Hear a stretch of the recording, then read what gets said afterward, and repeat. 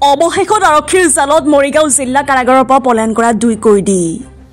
মৰিগাঁও জিলাৰ আৰক্ষী অধীক্ষক হেমন্ত কুমাৰ দাসৰ নিৰ্দেশনাত মৰিগাঁও অপৰাধ শাখাৰ অতিৰিক্ত আৰক্ষী অধীক্ষক সমীৰণ বৈশ্যৰ নেতৃত্বত কৰ্ণাটকৰ চিকামালুৰাৰ পৰা কৰ্ণাটক আৰক্ষীৰ সহযোগত আটক কৰে। যোৱা 20 আগষ্টত মৰিগাঁও জিলা কাৰাগাৰৰ পৰা পলায়ন কৰিছিল এই দুই কয়দী ক্ৰমে জিয়াৰুল ইছলাম আৰু সুব্ৰত চৰকাৰে। পক্সো গোচৰত অভিযুক্ত হৈ 20 বছৰ কাৰাদণ্ডৰে দণ্ডিত কৰা হৈছিল দুয়োকে। মৰিগাঁও আৰক্ষীয়ে পুনৰ গ্ৰেপ্তাৰ কৰিবলৈ সক্ষম হৈছে ধৃত জিয়াৰুল ইছলাম আৰু সুব্ৰত চৰকাৰক।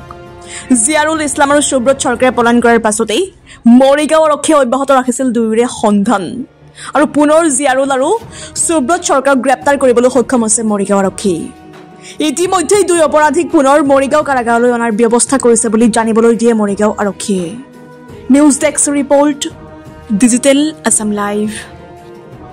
আমাৰ 20 তাৰিখ ৰাতিপুৱা মৰিগাঁও জেল কৰ্তৃপক্ষই আমাক এটা খবৰ দিছিলে যে তাত দুগৰাকী কনভিক্ট জিয়াৰুল ইছলাম আৰু সুব্ৰত চৰকাৰ, যি দুগৰাকী নেকি পক্সো কেছত তেওঁলোকে দোষী সাব্যস্ত হৈ পেলাই 20 বছৰ তেওঁলোকক কাৰাবাস দিছিলে আৰু সেই সূত্ৰে তেওঁলোকে মৰিগাঁও জেলত আছিল। তো 20 তাৰিখে ৰাতিপুৱা আমাক ঠিক একেবাৰে ৰাতিপুৱাই প্ৰায় 5:30 বজাত আমাক খবৰ দিছিলে যে তেওঁলোকে দেৱাল পাৰ হৈ পেলাই ৱালৰ ওপৰত দেৱাল পাৰ হৈ পেলাই পলাই গুচি গৈছে।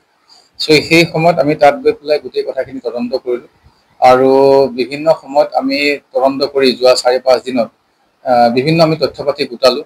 তেওঁলোকক জেলত কোনে লগ পাব আহিছিলে বা জেলত থাকোঁতে কেনেকুৱা মানুহৰ লগত কথা পাতিছিলে, এনেকুৱা বিভিন্ন ধৰণৰ আমি ইভিডেঞ্চ আমি গোটালোঁ আৰু তাৰপিছত আমাৰ টিমে আমাক SP ছাৰে এটা SIT বনাই দিছিলে আৰু সেই স্পেচিয়েল ইনভেষ্টিগেশ্যন টিমে আমি বিভিন্ন সময়ত তদন্ত কৰি পেলাই আমি যোৱাকালি সন্ধিয়া প্ৰায় 6:30 মান সময়ত আমি কৰ্ণাটকৰ চিকমাগালুৰু বুলি যিখন জিলা আছে তাৰ একেবাৰে খুব ভিতৰুৱা আৰু খুব দুৰ্গম অঞ্চল, সেইটো গাঁওখনৰ নাম হ'ল কেশাভিমেন বুলি কয়।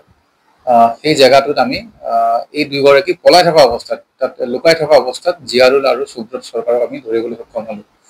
ইতিমধ্যে আমাৰ টিম আজি 3 দিনমান আগৰ পৰা এটা টিম গৈ হায়দৰাবাদত বাহৰ পাতি আছিলে। প্ৰথমতে এই জিয়াৰুল আৰু সুব্ৰত চৰকাৰৰ যিটো তেওঁলোকৰ অৱস্থিতি আছিল সেইটো হায়দৰাবাদত আছিলে। তাৰ পৰা আকৌ পলাই গৈ পেলাই কৰ্ণাটকৰ চিকমাগালুৰু ভিলেজৰ খুব দুৰ্গম অঞ্চল, ৰাবাৰ বাগান, এইবোৰ পাহাৰৰ ওপৰত তাত গৈ আছিলে, লুকাই আছিলে আৰু আমাৰ টিমে গৈ পেলাই কৰ্ণাটক পুলিচৰ সহায়ত এটা জইণ্ট অপাৰেশ্যনত কৰি পেলাই তেওঁলোকক ধৰিলে আৰু ইতিমধ্যে আমাৰ যাৱতীয় কাম কাজখিনি ইতিমধ্যে তাত হৈ গৈছে।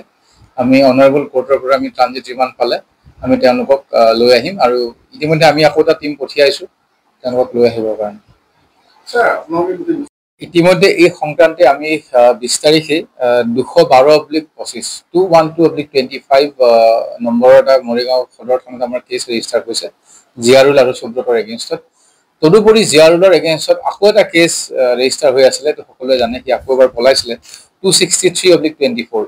চ' আমি আইনমতে এওঁলোকৰ ওপৰত যিখিনি ব্যৱস্থা ল'ব লাগে আমি ল'ম আৰু ইতিমধ্যে আমাৰ যিখিনি 212/25 যিটো নতুন কেছ, সেই কেছ সম্পৰ্কে আমাক তাত এৰেষ্ট কৰা হৈছে।